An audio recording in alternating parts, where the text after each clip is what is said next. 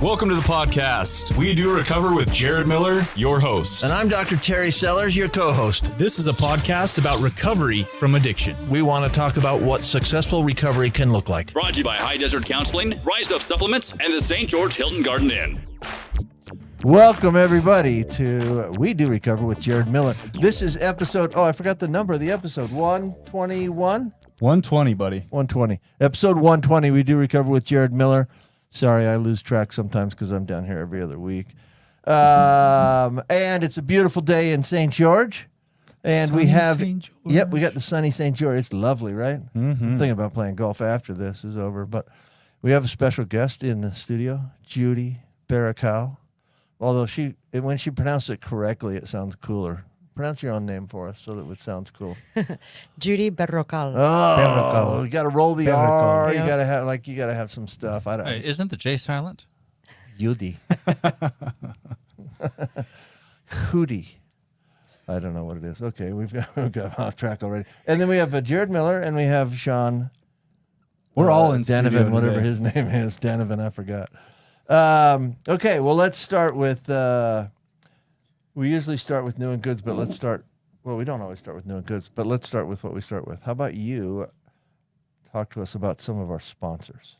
Fantastic. I'm super excited to have Judy on today. She's in recovery in multiple ways. Make sure you listen till the end because she has got a phenomenal story. I'm telling you, folks, phenomenal story. So thank you so much, Judy, for being here. Thanks for having me. Absolutely. Episode 120 is brought to us by High Desert Counseling. High Desert Counseling is a progressive substance abuse treatment facility with a practical approach. Right on cue. They hear offer that. day treatment, morning and evening IOP, continuation of care, and Prime for Life programs.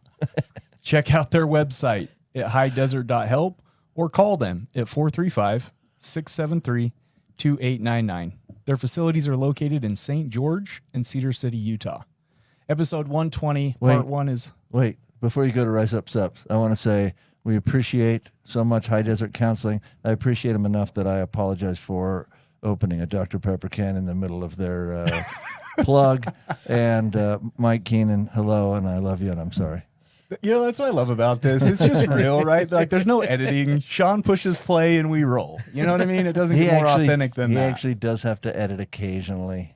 Only when you're dropping F-bombs. No, I don't drop F-bombs very much, but I do talk about some stupid stuff occasionally. Our guest last week had to have a few, last time, whenever I was down here last, had to have a few words edited out. But, Actually, I've done a couple episodes where I've just edited Terry out completely. I'm actually here every week, but Sean edits me out every other week. That's right. Yeah, I make the drive down. I should listen to that and realize I'm edited out. Me and Sean, we correlated the viewership with when you're here and not here, and so we just we call them ghost episodes. Right. When viewership drops below 2 digits, you got to edit something out. Right? All right, let's talk about Rise Up Subs for me for a second, if you would.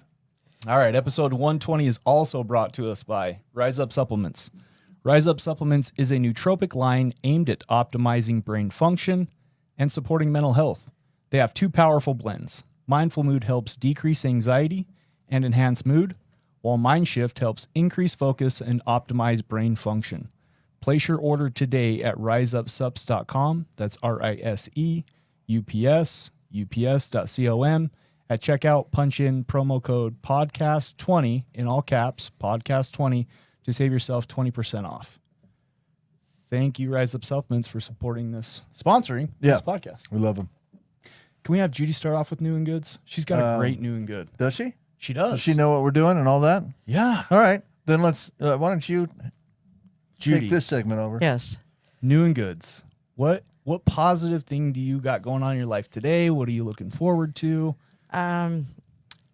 Positive things today. I look forward to. I have a tournament coming up that I'm doing in honor of my best friend who passed due to COVID. That's coming up in less than a month. So that's super exciting, a lot of pressure lately. It's the biggest one I've done. So right now we are at 52 teams and 7 treatment centers. And first time I've done a treatment center division. So I've never done the treatment center division, but now I'm doing it this year. So with that total, it's 59 teams. So that's the most I've ever had come. We have people from all over the United States coming in to play in this clean and sober tournament. So I'm super excited. That's incredible. So that's June 2nd through the 4th. Yep. The Aaron Navarro Memorial Tournament. It's a recovery / sober softball tournament. Is there room for more teams if they want to sign up, or is it capped now? If they want to sign up, it depends on what division. My co-ed rec division, I'm booked. I've got 16 teams in co-ed rec. That's so incredible. I'm booked there. But if I'm looking for some more D teams and possibly some E teams, I'm still willing to let people register if they need to. Now, what's a D team and an E team? It's their ranking on how well they play. So So got ya. Do you have an X team? Because I'm on that one. That's us, baby. I want to be on the X team. Bam. Let's get an X team. Start our own division. Yeah, for sure. We can't beat anybody, but it's all right. Hey, Thank you this for sharing is that. This is Yeah. a really cool thing, right? I have a personal beef with the Aaron Navarro softball tournament, but it's not Judy's fault. It's okay. I have a golf tournament June 3rd, right here in St. George. You mean you have a conflict? I have a person signed up to be in that golf tournament with me on June 3rd, and I won't mention his name, Taz Decker. But he just backed out because of the softball tournament that he had double booked himself for. So Priorities, man. I need a Priorities. golfer. I need a golfer June 3rd, by the way, at the did he back out yesterday? or either yesterday or the day before. I just posted what days they were playing. Judy puts pressure on people. She stole 2 of my sober softball in the St. George Recovery League. Yeah, not Right? They I'm were just with kidding. me We were- first, really. I already had their jerseys ordered. Well, no, there's no question that his loyalty was definitely with the softball tournament. There's no question about that. That's super Although exciting. he committed to me months and months ago, but the softball tournament's been going for a while, right? Yeah. So it's all good. I'll find somebody else, but I was looking forward to playing with Taz. If you are in a D League or a E-League. Ely. E League E and level. you would like to come play in the Aaron Navarro Memorial Softball Tournament, go to Aaron Navarro Memorial page on Facebook. Contact Judy. Judy, how do they contact you to get registered? They can email me at judy@csnsa.com. The info's on the screen right now. Boom. Yep. Fantastic. So the Aaron Navarro, though, it wasn't always called that. And I want to leave time for your story because you have an incredible story and we want to get to it. So I guess give us a brief synopsis of it got renamed and why is that? So it used to be called the Moonshine to Sunshine. And the first year I put it on, I couldn't figure out a name for a tournament. I was like, I don't know what to name this tournament. Like, what do you name a tournament? So I'm like Googling all these things, and it happened to land on National Moonshine Day. So I was like, okay. And it's So kind of a funny like playoff. Yeah. So I was like, That's Moonshine. a weird name for a tournament of sober people, Moonshine. So that's what it was originally named for the first 2 years. And my co-director was Aaron Navarro. And he was one of my best friends. And COVID came, and not this last September, but the September before, he passed away to COVID, to complications from COVID. Jeez. And so, Recovering dude? yeah.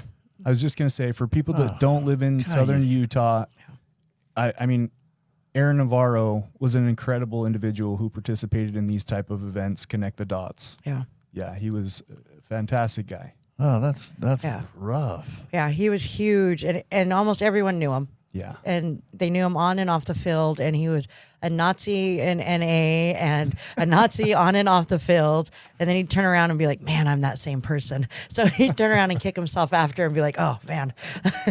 But he was amazing, and haven't replaced him yet. So that's why I said this coming up, it's been really busy because I'm doing it all myself this year because I haven't found it in my heart to replace him yet. And so that's been very difficult this year because even last year it seemed a lot easier, but this year I'm doing it all basically by myself. The California team is not coming this year, so it's all me. And so just kind of running it on my own. But every time I think about replacing him, like, man, it pulls at my heartstrings. Like it's a big thing for me because, I mean, we would meet for these meetings weekly and discuss everything we need to do, and then we'd talk for like 2 hours after on life. Yeah. And so he was just an amazing man. So Oh, that's cool. Those of you that don't know Judy and her story, I can just tell you this. She is a tough cookie. And when you have somebody as tough as Judy that sits here and talks about another individual and starts getting a little choked up, you know that was a very significant relationship to her. So thank you so much for sharing that. Yeah, that's nice. Yeah. Super cool. Do you know, I don't mean to put you on the spot, but do you know the 7 treatment centers? Yes. Lionsgate is putting into 2 teams. Okay. Hope Rising is putting in 2 teams. Okay. Steps is putting in 2 teams. And Renaissance Ranch is putting in a team. Really? Yes. That's interesting. Awesome. Yeah. All right. Well, that's cool. We got other events coming up. What else we got? So, do you want to do your got any- sellers silly seconds? No, or I may should pass I on shoot it. We're first? all right. All right, let's rock and roll. So, we're short on time for sure. My New and Goods, those of you that haven't heard about these 2 events, I am very excited for them. June 3rd, we have Talent in the Park. That's up at the Ogden Amphitheater. We have Kalichi and Joe Nestor, who are headline performers. Remember that golf tournament I have June 3rd in St. George? Sorry. You'll be down here for the second one. That brings us to the Sobriety Foundation fundraising event, which is June 4th, a recovery concert, which you're emceeing with me. So hopefully you have that off. You weren't planning on me emceeing the one up in Ogden. No. Good. Okay, Not great. anymore. I feel better. Yeah, especially now knowing that you got a golf tournament. Well, good. So I just real quick, I want to thank the sponsors that have made these events possible. So at the recovery concert in our platinum sponsorship package, we have Extra Mart Chevron.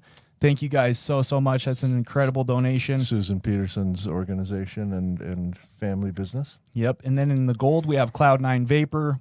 We love those guys. Thank Nice. you so much. Fit to Recover. It's legendary up in the Great. Salt Lake City, Utah area. Sure. Acadia School and Spa. Well, that's Again, cool. Thank you so much. Yeah, some of these are even outside of like Right. our field, right? Right. And the silver sponsorship package, we have Rise Up Supplements, which is me and Mandy's company. We have Cole Thanks, Equity Rise Up Subs. LLC. We have the Right Team Real Estate. Oh, Thank you guys all for your donations to make this.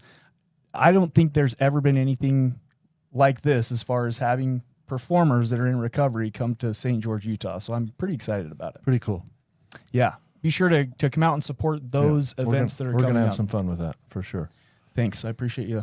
Yeah. So, Well, let's move. are you going to Let's. skip on the I sellers? think so. I think if at the end we run out of things to talk about, which we won't, I might toss it in. But for now, let's skip and sell their silly seconds. It's stupid anyway. So, and let's get to Judy.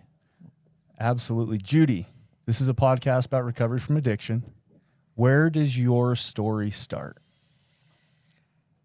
My recovery story or Real quick, today, I just want to preface, today you are a substance abuse counselor Yes. who works at Lionsgate Recovery. Correct. So this is going to blow some people's minds, Yeah. right? So let's hear, how does this journey begin? How do Look you at get that. to where you are today? Woo. Well, I will say it was a struggle because I used for 23 years. So I have 23 years of using and running the streets and doing all those things. And I have a lot of things that, traumas. I have some sexual trauma when I was a kid, 6 years old, and, some other sexual traumas, some domestic violence, some child abuse, some things like, all of the things I have them in my childhood. And so that's kind of led me to my using at such a young age at 11 years old. And then, so I was using for all of those years. And then during my using, I had a lot more trauma come along with my ex-husband, with the domestic violence and the abuse there. And one thing that dove me deeper into my addiction in the very end was the loss of my son.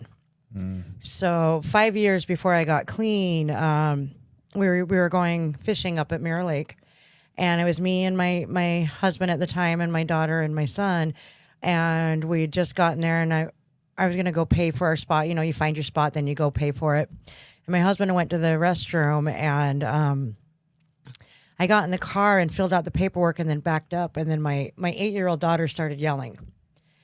And I got out of the car and I looked, and there was my son. And so I just started screaming myself. And my husband came running. We picked him up, did the CPR and, went through all of this, this trauma. And then it just shattered my family. even more. How old was your son? He was 2. So little. Yeah. Yeah. And it shattered my family even more because everyone, I mean, of course, I blame myself because I'm the driver. My ex-husband blamed himself because he was feeding him Cheetos out of the trunk of the car. And so where's a 2-year-old going to go? Where the Cheetos are. Yeah. And my daughter at 8 blamed herself for not holding his hand. You know. Well, there's enough blame to go around, huh? Right. Jeez. So we were very shattered and broken. And a month later, after my husband had a nervous breakdown, DCFS came and took my daughter.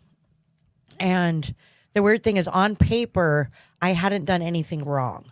My ex-husband had a nervous breakdown. I called my father to come get my daughter because it wasn't right for her. So on paper, it looks like I did everything right. Yeah. But my higher power stepped in and they took her anyway. And I didn't realize that at the time. Of course, I was hateful and vengeful. And so I just dove deeper into my addiction for the next 5 years. I got my daughter back after a year. Wait, before you move on, can I ask a couple questions about Yeah. how that went down? Yeah. Were you high at the time? Yeah. When I ran him over. Yeah. No. So you're pretty sure you weren't high? Yeah. Okay, so drugs and alcohol didn't have any bearing on that. No. But it is a good way to cope with that, right? Oh, yeah. For sure. Okay. Yeah. Like I was smoking weed and drinking at the time. We brought up marijuana and alcohol. But they did the breathalyzer and it was 10 a.m. We had just gotten there. So luckily I hadn't used that morning. Yeah, good. Everybody sitting around this table knows, though, that when you're in active addiction, your brain's not like your awareness is decreased, right? Mm-hmm. So even though you weren't intoxicated at the time, typically, right, we some of those things we're not as aware. I agree. Which, listen, it was just an accident. It could have happened to anybody, right? Mm-hmm. Thanks for sharing that. That is heartbreaking, and my heart goes out to you. We got serious really quickly on this podcast. All of a sudden, we got straight to serious stuff. So. And have you ever had those moments when you're hearing somebody's story like Judy's, where you go, "Okay, I get it." Like, I never excuse use, right? But sometimes, like, when you hear some heartbreaking stuff that we all in this room work with every day, like, the judgment goes away. And the for me anyways, it's like, okay, yeah, I don't condone it, but I can see it. There's the hurt. Yeah. Yeah. So after that, like I said, I got my daughter back within a year, but I'm an addict, I'm a manipulator, and I'm very good at it. So I took all the drug and alcohol evaluations and I had 0 problems. Sure. Look at you. My ex-husband, he's not as smart as I was. He had to do treatment while I can continue using the whole time. Luckily, I mean... So safe to say you weren't honest on your assessments. No, I was not at all. Okay. At all. That's shocking to me that someone would lie on an assessment. I was just going to say, the Never number one done thing that that's... in my life. The number one problem with self-assessments? People are reporting on themselves. Yeah. Not always transparent. That's a problem. So he went to treatment, and he wasn't a very good addict if he couldn't pass the assessment. He's horrible. Yeah. He's horrible. Okay. And I just kept committing crimes and going deeper and deeper. And I remember one time stopping. I was running drugs in between Salt Lake and Wendover, and I remember stopping to see my daughter in one of my back and forth, and her looking at me and telling me, "Mommy, why don't you love me? Why don't you take me with you?" And I remember, and I use this story with my clients, I remember saying, man, as much as that should be enough to quit, that was exactly what I needed to just keep going, just to keep digging deeper because it hurt so much.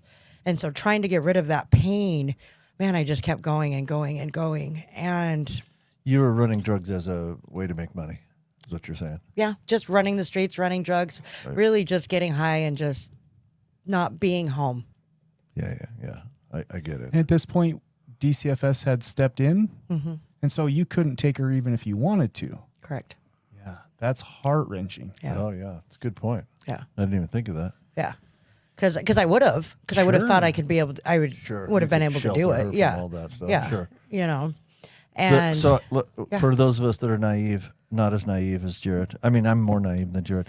Was the issue she couldn't go to Wendover? Is that what it was? Couldn't go out of the state? No, I couldn't take her. No, the issue is that my husband had a nervous breakdown, like I said. Nervous breakdown meaning I came home one day and there was glass shattered through the house and he was curled up in a ball holding a picture of our son. Oh, you know. And I called my dad to come pick her up, and their reason for taking her is because I could not protect her. And like I said, I thought I had done everything. And if you look at it on paper, I called my dad. My dad came and removed my daughter, you know, a whole situation. I called the cops on my ex-husband. First time I've ever called the cops. You know, I did all of the things right. So on paper, it looks right. But like I said, somewhere along the way, my higher power just decided to take her anyway. I look back at it now, and I know absolutely I was in no place to have her at home. So it was a blessing. Okay, I just didn't know it at the time. she wasn't at home at the time. She was. When you were running drugs, but she was. Mm-hmm. Why couldn't you take her? I guess I'm still missing that. Just because somebody called DCFS and got them involved. Okay. All right. And they came in and did an assessment and decided it was better to place her somewhere else. Oh, okay. All right. Okay, keep going. Sorry. No, you're good. Let's see. I don't know. And then, so for 5 years, I'm running amok, just getting in trouble. And we get my daughter back. And then at one point, New Year's Eve, when it turns 2010, I got my last slap from my ex-husband. And I was at work and I delivered newspapers. It was a great job for somebody that was on methamphetamines because I got permission to stay up all night and and roam the streets and deliver newspapers And make some money out of it. Yeah. So he came to help me fold the newspapers, and he knew I was using. Obviously, I was always using, and I think he hit me one more time, and I remember I looked at him and I says, "I'm done," and I finally walked away. And the sad part of that story is I didn't walk away because I believed in myself or I believed I didn't deserve to get hit anymore, is I wanted to get high more. And so I finally walked away from this 13-year marriage because the drugs were more important. And I wanted to keep using, and I didn't want him to get in the way. So I left my daughter with him, and I just kept running amok. That's a harsh view of yourself. Come on now. At the time. That was at the time. Okay, but looking back in you hindsight, didn't walk away from a great marriage for meth. You walked away from an abusive marriage for meth. Correct. I think a lot of people would make that choice. I think that's a difficult choice in and of itself, even though it is meth. Good point. Yeah. Good point. Was he in treatment at this time doing the deal? Okay. No, so he's already gone through his stuff. Yeah, his treatment ended up being some therapist that he got along with and that he ended up selling his pills to. So, it's fine. Wow. Perfect. Wow. And the therapist's name is? Oh, I'm sorry. I don't even remember. Okay. I wouldn't say it anyway, but. We like to avoid lawsuits on this podcast. No, we don't. We love lawsuits. Okay. But. So you walk away from that relationship. You get out of the marriage. Well, how does that transpire? You I tell just him left. to get out, or did you No, leave? I left. I literally just left her there, took Left my your car daughter with him. and just left and just started running the streets. Didn't have a home, lived in my car, lived with my friends, just started running the streets just like I'd done when I was a teenager. At this point, your use is mostly meth. Mm-hmm. Okay. So, and then kept getting trouble with the law, more charges. Got in trouble for a crime spree that I did up and down from Provo, Salt Lake. That was you? One of them was. I'm just kidding. So I lost somebody broke into my house and stole some money from me. Thought maybe it was Judy. I mean, Could have been. I can't deny. So I did a lot of crimes up and down Provo, Utah County, Salt Lake County. And finally, I got caught, and I always got caught alone. And there was a lot of charges, 27 felonies, 32 felonies. Oh, geez, that's a big number.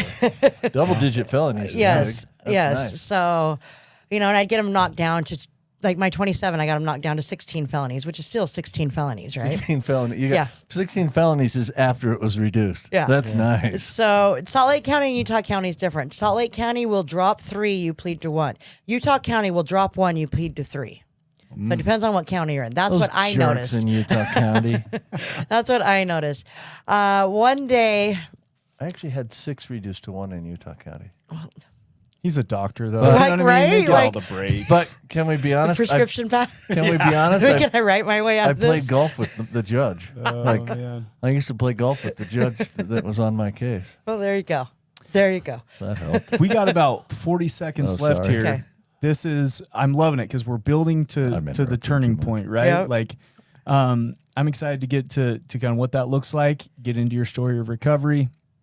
Yeah, stay with us. We're getting ready to cut on break here. This is pretty fascinating. When we come back, Judy's in recovery from multiple things, and it's an amazing, amazing story. So we'll be back right after this little sponsorship mention from High Desert Counseling.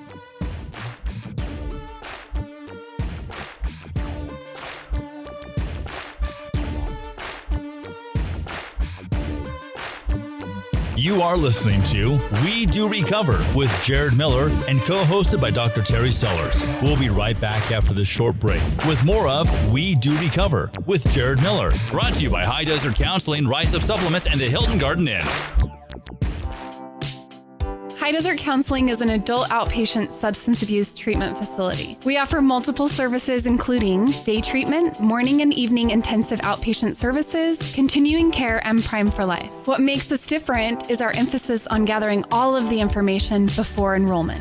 We do this by offering a thorough evaluation by a credentialed professional. Once we have committed to you and you have committed to us, don't worry, insurance will not dictate your treatment. Lastly, the pretzel effect. We are a brief intervention where we connect our clients to community, mental health, and medical professionals to help maintain recovery for life after treatment. At High Desert Counseling, we strive to be the bridge from active addiction to recovery, community, and connection.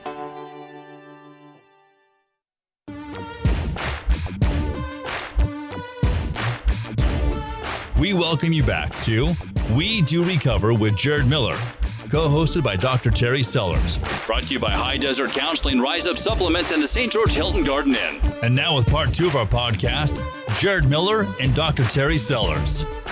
All right, welcome back, everybody. Part 2, episode 297. Or 120. I just blanked on where we were. I knew it was 120 coming in, and then I got to it, and I blanked completely. Episode 120 of We Do Recover with Jared Miller. We're here with Judy Berrocal, who's telling us her story of debauchery and life on the streets. But before we get back to that story, part 2 is sponsored by the Hilton Garden Inn in St. George. You ever been to the Hilton Garden Inn? I have. It's always sunny and bright. Yeah, it is. At the Hilton Garden And Inn. they have great stuff. So the Hilton Garden Inn is kind of a staple down here. Like if you've traveled through St. George, you've for sure seen it and hopefully stayed there. But if you haven't, do it. Give them a quick Google search, type in Hilton Garden Inn. Great amenities. The rooms are clean. They're big hotel rooms, actually. Nowadays, hotel rooms are getting smaller and smaller, and these things are pretty big. And then, but the pool's great. The hot tub's fantastic. The service is great. The people are great. So Hilton Garden Inn, if you're in southern Utah, give them a shot at your business. You won't regret it. Yeah, for those of you traveling in from another state or northern Utah for the Aaron Navarro Memorial Softball Tournament, whoop whoop, right? Check out the Hilton Garden Inn. They have a great pool, tons of I just love all the lounging area outside because let's be honest, when you come to southern Utah, you're going to want to spend some time outside. It's gorgeous. Sun, Yes. Palm trees, right? They got all those patio. Okay, I'm going to you're wrap good. it up now, but but the Hilton it's Garden Inn's a phenomenal. great place, and you should definitely give them a chance at. The other thing about it that we don't mention very often, their rates are usually pretty good. Like their rates are better than most hotels around here. So I love that. Yeah. All right, let's get back to it. Judy, here we go again. So Judy when we left off, she's doing a whole bunch of methamphetamine and living in her car or at friends' houses or couch surfing or whatever. Take us from there. Okay. So I have that newspaper job, and my other job, as I called it, which was breaking into people's houses and vehicles. Part-time job, though. Yes. Yeah. And I would tell my Hours are friends I'm going to interesting. work, and they all knew what I was doing. And I would, You would actually say you're going to work? yeah. The delusions of that's methamphetamines. funny. I'm going to work, guys. They knew that I would come home and I would fill their living room full of stuff. Useless, unnecessary stuff. I brought to one of my friend's house one time a surfboard. What I would use the surfboard In for Utah. in Provo, Utah? Yeah. No idea. Did Yeah, I need lots of it? use for Absolutely surfboards in not. Provo, yeah. But I got it. Yeah, sure. I'm actually glad you brought that up because you dropped like the 32 felonies that you were hit with, right? Between Utah County and Salt Lake County. And I'm sure for those of us that know, methamphetamine equates to theft usually. Yes. So it was a lot of those. It wasn't like, armed robbery or like, violent crimes. It was mostly breaking and entering, Yep. right? Theft, amphetamine. Theft, amphetamine. There I you like go. it. We There just you go. made- I that and fraudulent forgery, stuff like Right. that. Yeah. And a lot of it, some of it I think started with mental health issues as well, because I get in a manic phase and I love that feeling. And so I will just keep going, and then I'll take some meth and it just helps me continue to go. As a And so- mental health professional, I have to ask you a question. I said I was not going to interrupt as much, but I lied. Okay. Do you have manic phases without meth, or were your manic phases because of meth? I have it without Okay, meth. so you have bipolar. Yeah. All right. Okay. I don't get the depression though. That's So I'm either flatline so you or didn't up. even want to be treated for it. No, I took medications the first 2 years of recovery. Yeah, but what does that do? That keeps you from getting to the manic phase, right? Uh-huh. Which, in my experience, and I treat a lot of people with bipolar, they don't want to get rid of the No, manic stuff. They it's do want to get rid of amazing. the depressive stuff, but the manic stuff nobody wants to Yeah. get rid of. Yeah. Okay. So where was I? I don't know. You were using meth. Yeah. So you Breaking into basically people's were hit houses. with, Going to work. with 32 charges. Yes. So I when I go to jail, I never get people don't bail me out. I don't have that good of friends. I don't know how everyone else has all these friends, and mine are always, higher bails because there's usually a lot more charges and they're all felonies. And I never asked my mom to bail me out. So I was always there for a few months until I can either figure out a way to get out or, get sentenced or whatever. And finally, I got sentenced to a year, and then In county jail? yeah. Okay. And then they were able to give me ankle monitor, and still I just wasn't done. So I did my year and I was on ankle monitor part of it. Part of it I was still using while on ankle monitor. I got rolled up once for ankle monitor, but not for using, for driving all around the county. They didn't catch me using. They didn't drug test me. They were just pissed off because they had looked where I was and I hadn't stopped. They just caught you in the behavior. Yes, Yeah. in the behavior. They're like, what? Where is she at? And then my pastor, well, aren't I supposed to be at this meeting or this meeting or, So I was able to complete that. And the day that I got off of ankle monitor, I got a gang enhanced assault that same day. So another charge, right when I get off. Did they regret taking it off? Did they slap it right back on? No. So I went to jail. I released out real quick because it was a misdemeanor. I've never been able to do that because it was just a misdemeanor. I didn't have to wait for the judge to get a bond. So I was like, oh. You should see her face light up when she says, I got a misdemeanor. Like she's so proud of herself. I just got a misdemeanor. It was huge That's for fun. me. Remember how I said Yeah. she's a tough cookie? Yeah. Yeah. All I did was a misdemeanor. That's hilarious. So I bailed out, and then I just wasn't done using. And I remember my PO calling me, and I remember him on the phone going, you know what, I'm out. And I took off, and I took off on the run. And then finally, they caught me. An ex-boyfriend told on me, whatever. It's fine. I'm grateful for him now. Another higher power thing. Yes, Yeah. another higher power thing. But I ended up going to jail, and that was for a few months. And then I got released from Utah County November 4th, 2011. And then I got sent to Salt Lake County because I had charges up there, so they had to wait to get released I got released to drug court. That's what it was. I got released to drug court. They sent me to Salt Lake. I got released to drug court there, and it was Christmas or Thanksgiving week. I had never done treatment in my entire life. 34 years old, 23 years of using. Never treatment, don't know anything about it. So I get out and I'm like, I don't know where to go. And so I was like, well, everybody in jail talks about Promise. If you've got kids, this Promise program. So I went to Promise. They're like, we don't know anything. And I went to these places. They didn't know anything. And I'm like, okay, I don't know anything. So what did I do? I went and started using. Finally, my case manager calls me and she's like, you need to show up to treatment. I'm like, well, I don't know where it is. So, and I'm like, and I don't have a ride there today. So All the excuses. I'm Yeah. not going to Yeah, make yeah, yeah. today, but I will see you tomorrow. Yeah. So I'm getting high.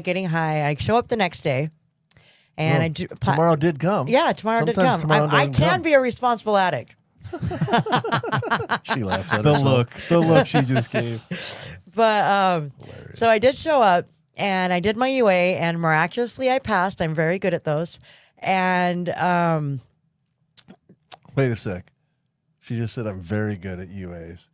I think she meant she's very good at manipulating the UAs. A UA Yeah. is not a test you can study for. Well, Apparently, she had done some studying, Doc, because she cleared it. She cleared that Yes. analysis. How did I you? sure did. Sean's got a Okay, question. sure, Hold yeah. on, Sean's. We've piqued Sean's attention. What's UA? Urinalysis. Urinalysis. Oh, okay. He's like, I'm out. Drug screening. Yeah. Oh, the PP test. Yes, Yes. that's what it is exactly. Okay. She's apparently she studied for them somehow. So I want to get to Judy's life in recovery today. sorry. We got about 16 minutes left. Yeah. So you started treatment at So they put me back in jail okay. because I went to treatment that next day, and then I fell asleep and I missed the court the next day. Oh, And shoot. so I went on the run for only 1 week, and I ended up turning myself in because it was weird. I was walking down the street, and I remember looking around and going, everything inside of me was broken. And I said, what are you doing? Like, you don't have a vehicle, you don't have a home, you don't have anything. Reality So caught up to finally, you. and I don't know if it was ego based, because I think it might have been a little bit, because I was like, I always had a vehicle. I always had everything that I needed because I could thieve my way to there. And so I looked around, and I was literally walking down American Fork, Utah, and I was like, I don't have anything. And so I used for 3 more days, and then went and stayed with my ex-husband and my daughter for the last 2 days.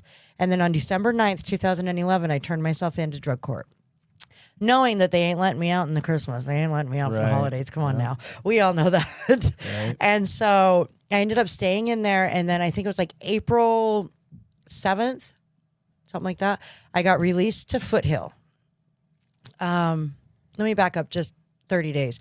I did the out program in jail for the first time because it was recommended by my attorney, because they were ordering to show cause me to try and kick me out of drug court for that run.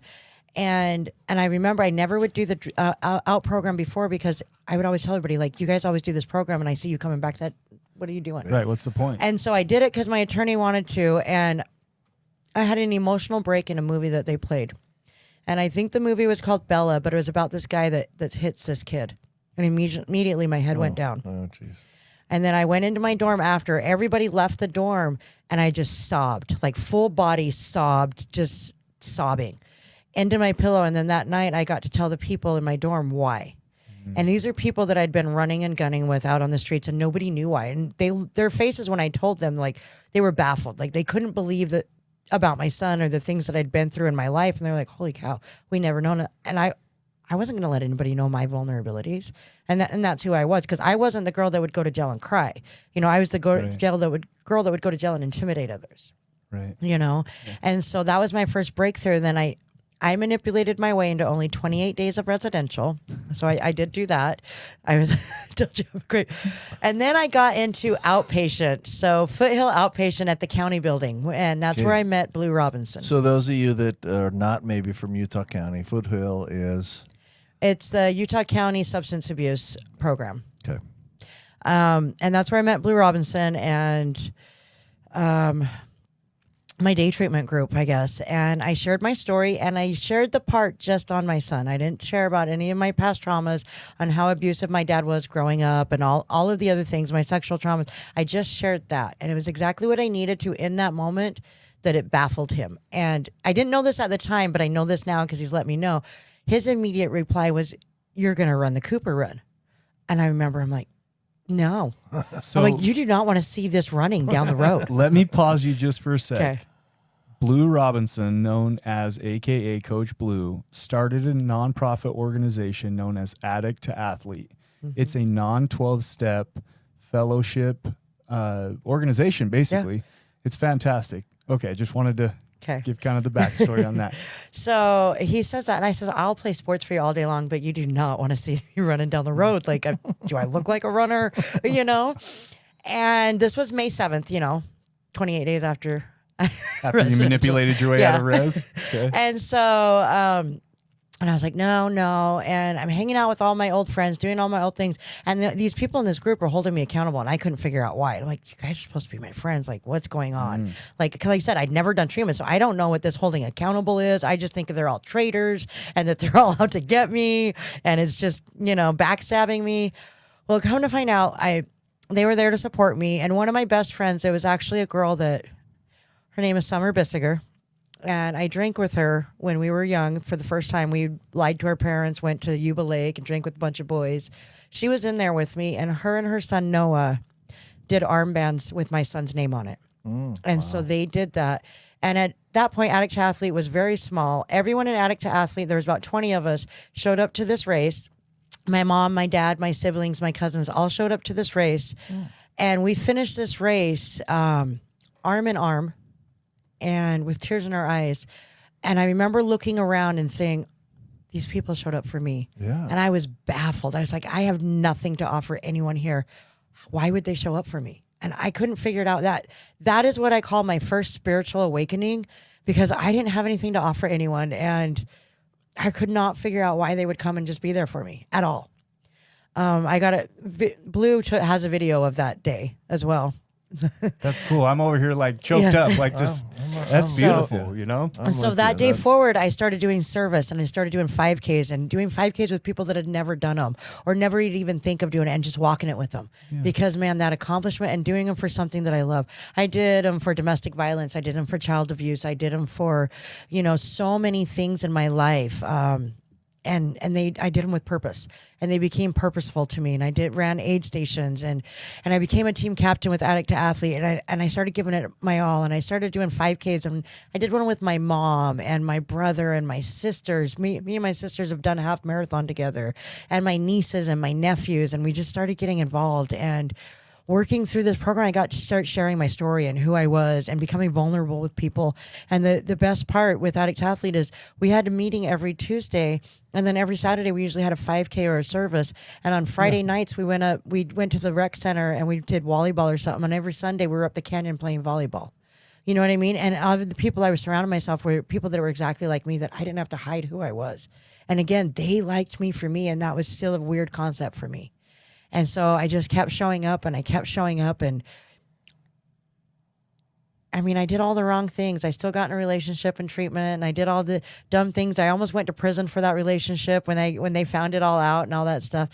But by the grace of God, I didn't end up back. I never went to prison. I don't know how with all those. I'm a good talker. I don't know if you can tell this. I can stand in front of the judge and I can sling my story.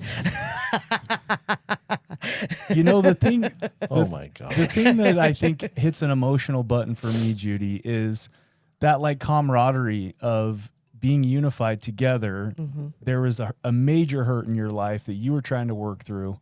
And I love exercise because it's emotion, right? You're working through that with a community of people who show that they care, that actually care about you as an individual and some of the things that you've been through. Like, it's just cool. It's super cool. It goes back to that Johann Hari concept, right? Which, I don't totally agree with, but Johann Hari, who says the opposite of addiction is connection. Mm-hmm. Yeah. And she's found some sort of connection. People that don't have to look at her and think, oh, you're a terrible person because you have felonies. Yeah. Right? So speaking of that, let's fast forward. How does somebody that had at one point 32 felonies become a substance abuse counselor? So I still have all of my charges on my record currently. Really? Yes. None of them are expunged, reduced? Okay. No, I'm working on reducing them now. When I was 12, I knew I'd be a felon for the rest of my life, because that's when my first felony happened when I was 12. And so I knew I'd be a felon for the rest of my life. Sellers is dumbfounded. Talk about my in this face, moment. this guy's face. we might have grown up slightly differently. I mean, it was I just waited Grand until I Theft was Auto. 45 to get a felony. But That's a good start, though. yeah, Right? We know some people we need to hook you up with on the expungement thing, but anyway. The weird thing is, when I was in residential, my case manager said you should be a counselor, and I said, I said, I don't help people, I hurt them. I will never do that. With the service that I learned from Addict to Athlete and just the inner joy and everything that it gave back to me, I wanted to give back. And so I went back to school, and I remember people asking me, can you do that with your background? And I remember telling them, I don't know, I'll figure it out when I get there. And if I would have looked at this simple 2-page application that Doppel had, I would never have done it. I would never have gone back to school. But I went back to school and then did my internship at Steps in Payson. And that was from January to May. Yeah. I've heard of Steps. Yeah, we love steps. Weird. Told you I knew you. I had hair before. That could be the thing. Did I treat you at steps? No, I never went to steps. So, She was an intern. but and then then I submitted my application, and I had to go in front of the board. And when I say board, the Doppel board, it was a long table with people around it. Yeah. I've been in front of that board. Okay. Luckily, I Probably knew different people, but yeah. probably the same Luckily, table. I knew one of the guys who was on the recovery day board, because I was on the recovery day board and worked at the county substance abuse. His name was Bruce Chandler. I'm sure you guys know him. Yeah. And so I was like, oh, I got a part. But I was like, oh, Judy, you can't stare at Bruce the whole time and talk. So I had to look at everybody on this board and go up and down, and just tell them who I was. And they looked at me and said, well, we're going to put you on probation. And I looked at them and I thanked them. And I think I baffled them because their face when I thanked them was kind of looked like they were shocked. But I knew my background. I knew who I was. And so for them to even give me a shot, man, I was blessed. Probation means an opportunity. Yeah. And so I was on probation for 2 years. After 1 year, and I had to meet with them quarterly. So I was meeting with them quarterly, getting monthly progress reports from my employer. And after 1 year, they called me up and they said, how about we take you off? I said, okay. They're like, okay, at our next meeting, let's discuss that. And so at the next meeting, they're like, what's going to change? And I said, probably nothing. I don't know what to tell you at this point, but this is who I am, you know? And so, yeah. And that's how I got my license. I have to share this in gratitude. I'm not trying to make this about me, but at one point in time, I was a tech at Lionsgate. Dr. Sellers got me my first job working in treatment. I was a tech at Lionsgate. Judy was a substance abuse counselor. And I can remember the parking lot that this conversation happened in. I said to Judy, I'm thinking about, doing kind of what you do. How did you get there? And she told me about it. And I said, but I have these felonies on my record. And I can remember her laughing. You've heard her big laugh. She has a great big laugh. I remember her laughing in my face and saying, you have 2 felonies on your record? I had 36. 2 felonies. Get back into school. And I thought in that moment, though, I had hope, right? Because in that moment, I went from there's no way I'm going to be able to do this because of my felonies to if this lady had 36, right? She probably got 2 felonies while she was asleep. Thank you for that. You're welcome. So, yeah, thank you for that. And I remember that conversation as well. Yeah, one of the many conversations that helped me on my path. So thank you. But isn't that lovely to be able to give someone else hope? Like that's really the reason that people do this job. It's what it's absolutely about. Very Experience, strength, and hope. Always. Very fulfilling to offer someone else hope when they don't have any. We have about 4 minutes left. And at the start of this episode, I said Judy's in recovery from several things. Mm-hmm. And I have asked Judy's permission ahead of time because I realized some of this is some medical information. Judy is also in recovery, and I'll let her tell you what she's in recovery most recently from. And I just want to how are you doing today? Today I'm doing well. It's been a rough year. And I don't know if you know this, right? So it was a year ago this month that I got diagnosed with breast cancer. 6 days after my diagnosis, I lost my second child. I had a disabled child that was in a home. And so I don't know if you know that part. I didn't. But it was 6 days after my diagnosis. And then 5 days after her passing was the Navarro Memorial. So I was able to just push down, Navarro Memorial, circle of life for my daughter. And then I've breast cancer the rest of the year away. And so this month has been rough. I'm starting to feel it all. Yeah. Which is okay. I get to feel it this year and not, I'm on the road to recovery. I had a bilateral mastectomy in September. That was the plan. I was going to do reconstructive surgery in January. My higher power, I'll keep it appropriate, is very funny because he knows that I don't ask for help well. So he said, I'm going to give you cancer because then you got to ask for a lot of help. Well, after the mastectomies, they decided because I have an ATM gene mutation that they wanted me to do chemo as well. That was never a part of the plan. The whole reason why I wanted to do the mastectomy is because I didn't want to do radiation. After my chemo, I finished chemo on December 29th. And then 3 weeks later, I started radiation, which was the whole reason why I did the mastectomies. And I will tell you, the radiation kicked my butt. I have never been so exhausted in my life. I would wake up in the mornings absolutely exhausted. Every muscle and bone in my body and tendon hurt. Like my wrists hurt. I would wake up and I'm like, oh my gosh, my wrists hurt. And I had no energy. And there was one day I took a Wednesday off. And my boss calls me and he's like, Judy, you've been working through everything. You've been working through the chemo. Because I worked through the chemo. I worked through everything that I could. And he's like, take the rest of the week off. And I stayed in bed every day. And I had radiation. It was Monday through Friday, 5 days a week for 5 weeks. And so I went up, woke up to go to radiation, went home, went to bed. And those 3 days and then the weekend, still in bed, didn't give me near any energy at all. I was just done. I had nothing left to give. And so radiation really kicked my butt. And that ended on March 1st of this year. I have a reconstructive surgery coming up on June 28th. So I'm super excited. That's what I have. But I'm also right now, I am scared to death of what that looks like because it's a huge 10-hour surgery that involves 2 plastic surgeons because they're doing a fat transfer. That's my silver lining. Is they're going to take some of my stomach fat and recreate breasts. I love that you're finding a silver lining. That's all I got. But and this is serious. She found a silver lining in a number of things. Because if you heard her say, God knew I didn't ask for help very well, so he gave me breast cancer. That's somebody That's practicing perspective recovery. right Yeah. there, right? That's a very interesting perspective because it would be so easy to go, why me? She doesn't go, why me? She knows why me. God wanted to teach me something, and that's kind of what I've gotten out of recovery is God wanted me to learn some humility, which I'm still... My sponsor taught me, why not me? Right. Judy, I really wish we this had is- 2 more Yeah, I'd go- hours. I No, left you're haven't- good. because there's Sean, so let's just keep much. going. There's so much that we could just thank you.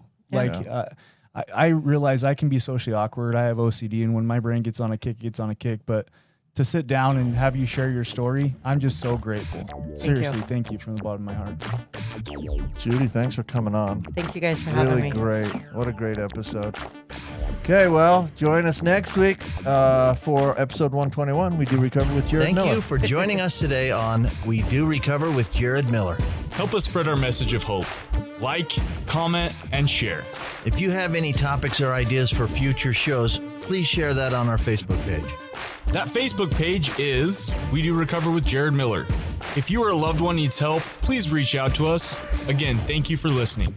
Brought to you by High Desert Counseling, Rise Up Supplements, and the St. George Hilton Garden Inn. The views and opinions expressed on this podcast do not reflect those of its sponsors. This has been a production from a podcast studio.